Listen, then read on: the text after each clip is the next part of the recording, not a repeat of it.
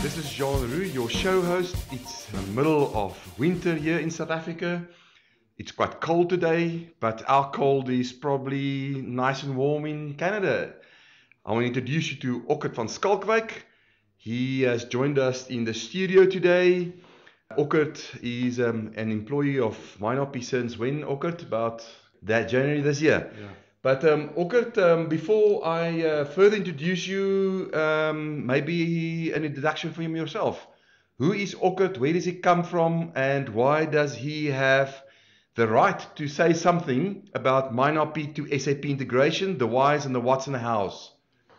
Okay, John, thank you very much. My background is I'm an electrical engineer. I got my degree at the University of Stellenbosch, and I joined Iscor initially. Who's Iscor for our international audience? The company doesn't exist anymore. No, today they are ArcelorMittal and still an international steel company of note. I joined the engineering division and mostly around the factory systems. So from the beginning it started off with the induction furnace that I needed to commission, and it went to automation system and supervisory control systems, and later into IT systems, networks, and so on. Then about 1999 I got to the implementation of SAP in business systems, and that was also my move mostly to mining. I implemented SAP at about, I think, 10 places. Of most of them were mines, and as such I learned to understand the mining business very well from a SAP perspective, of course. Okay. Yeah. And the reason why we brought you in is exactly for that reason, but also some frustrations about things that could have worked better. So let's talk about MineRP and SAP, the integration. Why would you integrate the two systems? You see, SAP and MineRP carries information for the mining enterprise, both of them. Each of these systems is actually supplementary to each other, and it gives a view then through different lenses of the mine. The combined view gives you the capability to make different and hopefully better decisions. Now today we don't want to talk about how mining can be different moving forward, but mining in a lot of places is not in a good place. So therefore we can assume, and we'll not talk about that today, and maybe that could be a next podcast, to talk about why mining should control the mining processes better, the flow of capital better, to ensure compliance to the financial plans, etc. We're not talking about that today. So let's just assume for now that more can be done in mining. What would an integrated MineRP to SAP system mean to the leaders and managers at the different layers of mining? It's maybe worthwhile to look at SAP implementations for starters. I've done many of those, and I think many mining guys may hate me for most of those because I've implemented the SAP side. Now, if you look at it today, in many cases a manager gets a financial report about 2 weeks after month end. Okay. And it tells him you've overspent your budget, you're in trouble. And this poor guy or girl, whenever she goes into the detail, she gets to the place and say, but I managed my finances diligently. And why did it happen? Now the reason for that is twofold.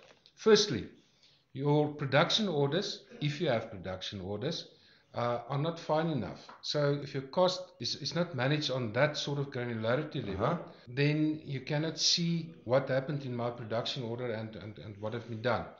The next thing is your cost allocation is actually done wrongly. You carry on doing costing, but your costing is not against your production order.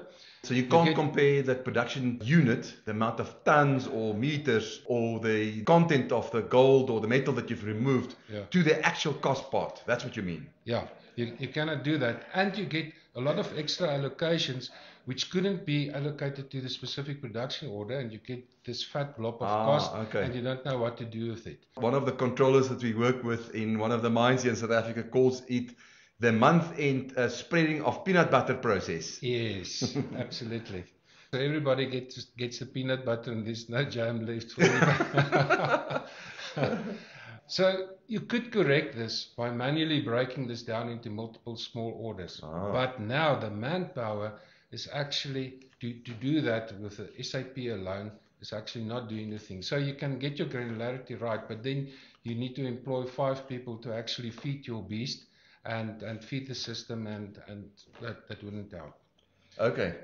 So, and then what about the interval of control then for that manager? So the integration of the MineRP and SAP system, if you get to high granularity, then you get more information that actually makes sense, and you can start controlling weekly or even daily if you would be mad enough to do that. Lots of changes in the organization required for that. Yeah, and you can start and really do a financial sort of view on your operations, and actually see what your profitability is, and actually do it in reality, not with fake costs. Okay, so I hope that we have a little bit more technically inclined people listening to the podcast, but let's not go too much into technical. I know that you can. So this sounds a bit sci-fi, as one of our other clients are calling it. How would this work in practice? It's actually not so sci-fi. It is so basic, you can't believe it. The MineRP system firstly provides an integrated view of the mine. So from strategic to millisecond, you can actually get a view of your mine. We call it a digital twin, but it shows you the detail of what happens. Now, if you allow the equipment to perform fast updates by a machine, in other words, when you start automate, you can record transactions automatically when you are integrating.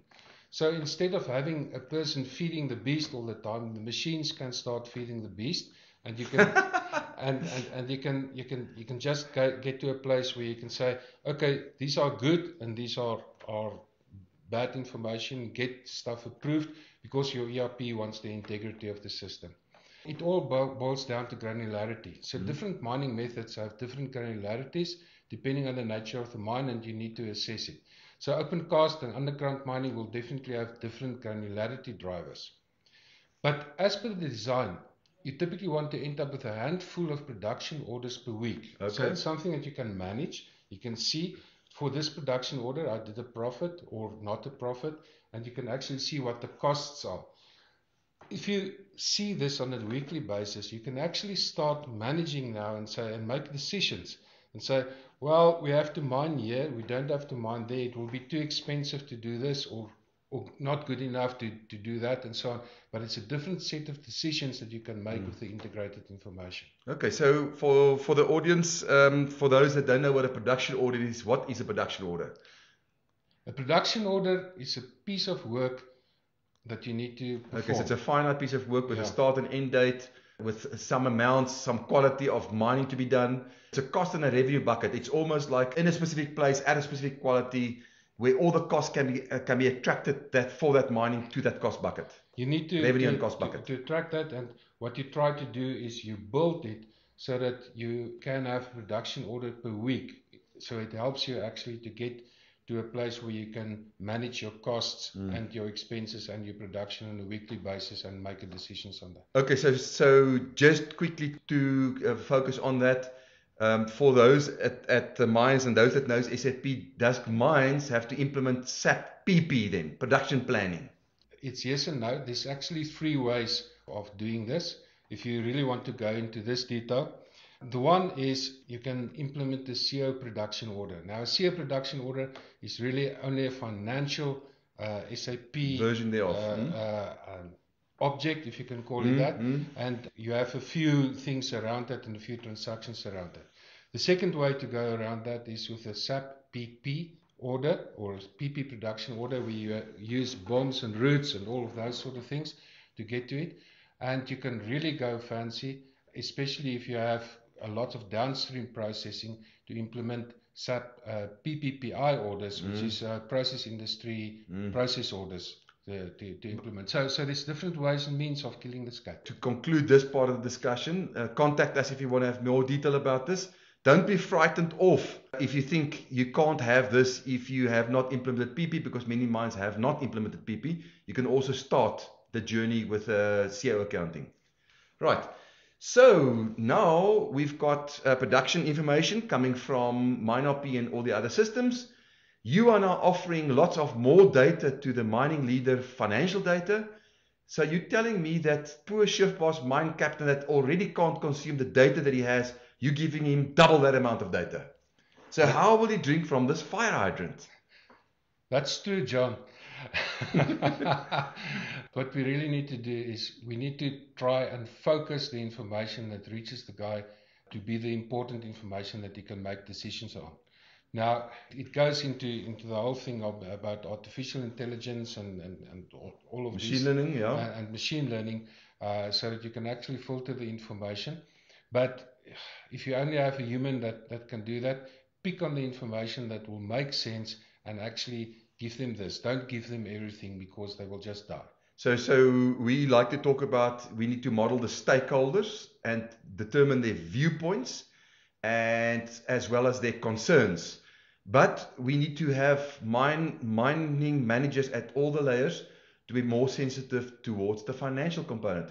We are not mining gold, we're actually a financial institution creating returns to their shareholders, and that information needs to drive into the mine. Absolutely, John. Okay, so what complexities are you introducing into the systems by doing all of this? The key implementation drivers would be reporting of costs at the same speed as your operations. So you need to include your financial dimensions into your weekly decision making. So you not suddenly say, if I make my production, I will not in trouble, everything is okay. Suddenly you can make a call and say, I can make a decision based on how profitable I'm actually mining at this stage. I think it's a bit different from what a lot of guys are doing currently. So again, I will say the word granularity. I've said the word granularity a lot, but you need to make a common sense decision on what is the granularity of the financials that you would need to get into that. Then the second thing is you need to automate as many of your transactions as possible, because you do not have people to feed the beast. You need to have the machines, and you'll need to make a decision. And then you need to grow into the detail of doing this. You know, you will get to a place where you say, this is too much information, then you pull a bit back, and then you go into maturity and say, okay, I've been there, and then you can go into more detail. But it means that you also need to introduce a fair amount of discipline in your operations, because feeding this beast automatically can actually, you know, what you say is, how do you mess up things fast? Yeah. So just put it into a computer, because it'll just do it fast. So typically where you need to get to is, you say, I have a bundle of transactions, I have somebody that verifies it and say, yes, that has been done. And so you keep your integrity of your ERP system also intact. That's the logic. Okay, but it also seems that a new order of a management team or leaders are needed, more discipline is required. And this is the move that we are seeing at Industry 4.0. It's all about the data, it's all about controlling it better. But it's also all about machine learning and AI assisting that leader to focus on the right things. How would you implement something like this? How does a mine go about doing this? Start a new project of multiple million rands. No. Well, that's not what the mines have available. Yeah. That's not what everybody has. So this is really a joke.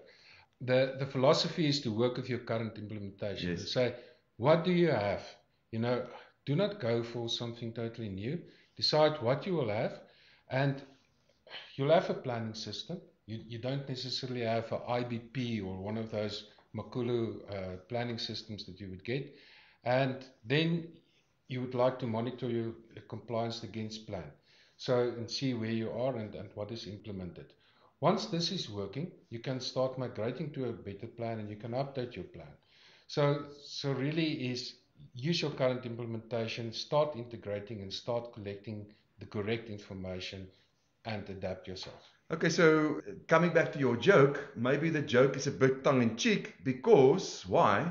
Most mines are now planning or have started or are close to starting an S4HANA migration because of SAP's roadmap journey. So now is the ideal time to say, let's not again implement a backward-looking reporting system, but a forward-looking planning system based on MRP principles. So now is the right time to say, how will we do it differently? Let's not just do it the same way that we've done it in the past. And I think I can add to that. If you want to go for a S4HANA system or going to adapt your current system, we can do it in different methodologies. In other words, you can follow the SAP Activate methodology, yes, and all of those things, and go into the steps and can implement it like that. So if you really choose to do another project, by all means do that. Or you can say, I do not have the time or the energy or the appetite now to do anything. Let's do it slowly from the other side and grow it into there. Both the MindRP methodologies and the SAP methodologies would be able to accept that. Let's quickly focus shortly on what you need to do on the MindRP side. So let's say somebody listens to this podcast that hasn't listened to previous podcasts. What do they need to do first?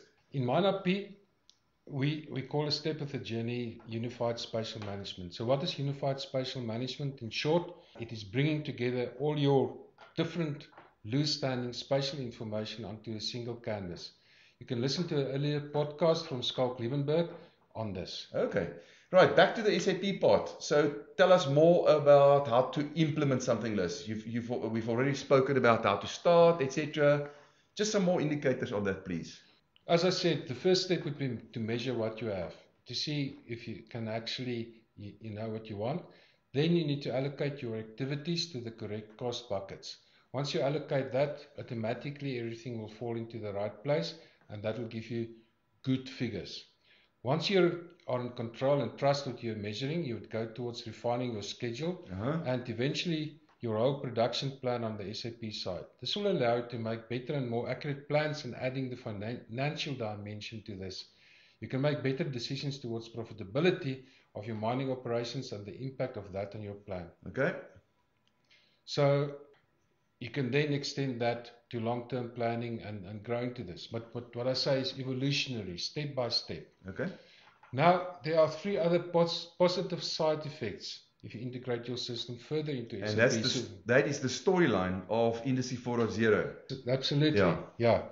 So you can start integrating different schedules like your maintenance schedules, and also provide additional feed for condition-based maintenance. Okay. The second one is your mining development, which is basically a project. And having done SAP, you know about SAP PS, and all your project-based activities in SAP can help you managing your resource and reserve calculations in SAP with auditable transactions. It's a total different story, and you can actually manage your full depletion. But maybe that's a topic of another podcast. That's a topic for another one. Yeah. There are some of this covered with a previous podcast from Johan Rickert. MindRP also holds some patents and patent pending in some countries about how this works. What I meant by the Industry 4.0 story, what we see is it's all about the data. And as we get the operations in all industries to start focusing on the data and let the data flow automatically, the business improves. So it's a similar story. Here are 3 stories that you've given us about why places where improvement will happen as you focus on the data. Absolutely. We call this what? We call this the digital triplet. You know, if we get the finance view on everything, which is another lens, it's actually the next triplet of the family. And then triplets are born together. So if you have financials that comes once a month, even once a week, will not count 10 years from now, 5 years from now. So they must be born at the same time and be consumed at the same time. Absolutely. Yeah. This is a podcast about SAP because most of our large clients have got SAP, but we also have some that doesn't have SAP, that has got other things. Even in South Africa, there's a small ERP called Sage, even to that level. Are you telling them this is not for them? No, absolutely not. As I said earlier, what we are doing here is absolutely not rocket science. So we are getting to a place where we need to understand the processes that will actually allow stock postings and cost postings. So if you look at different ERPs, all of them would actually manage your cost, manage your stock in any way. And as soon as you understand those transactions, you can actually just implement it in that way. With our interfacing, we could actually interface to mostly anything that needs to be there, and I'll talk a bit later about that. So we get to the detail that we say, use anything that you're comfortable with. Righty, so MineRP is a mining software company.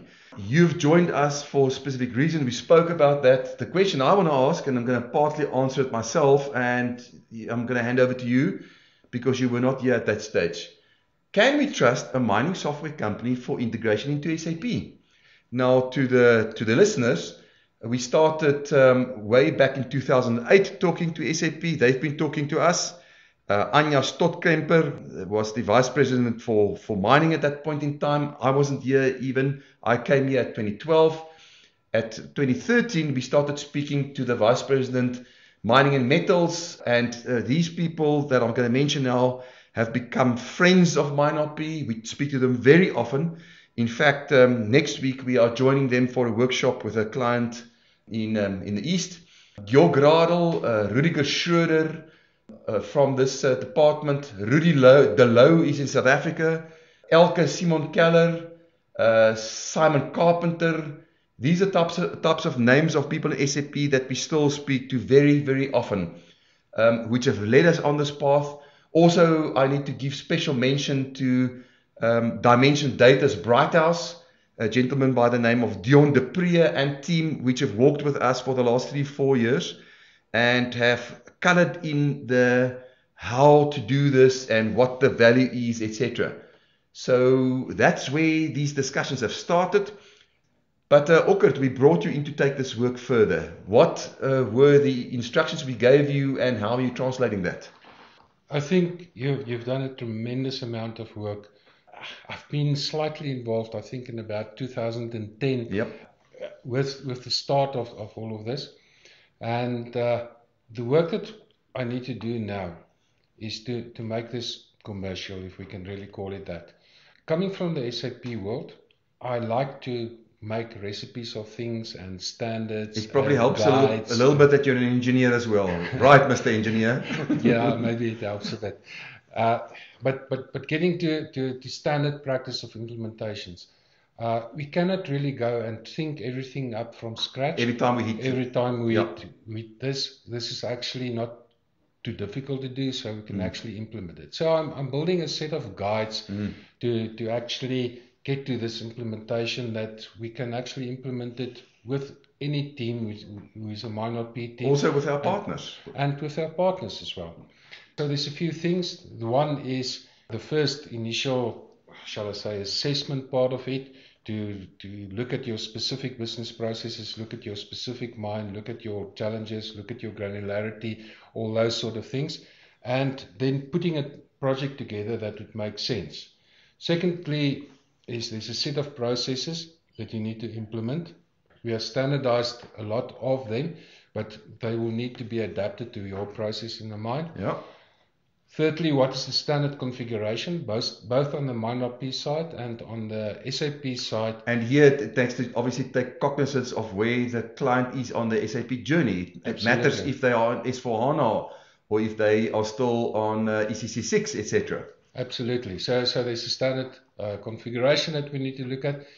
The most difficult part of it is the whole data integration, because they will need to take your data and our data and marry these things together to actually get a sensible result out of this. Now, we understand the translation between physical MineRP entities, if we can call it that, and SAP organization structure entities. It's a question of marrying those two together to actually get to the right answer.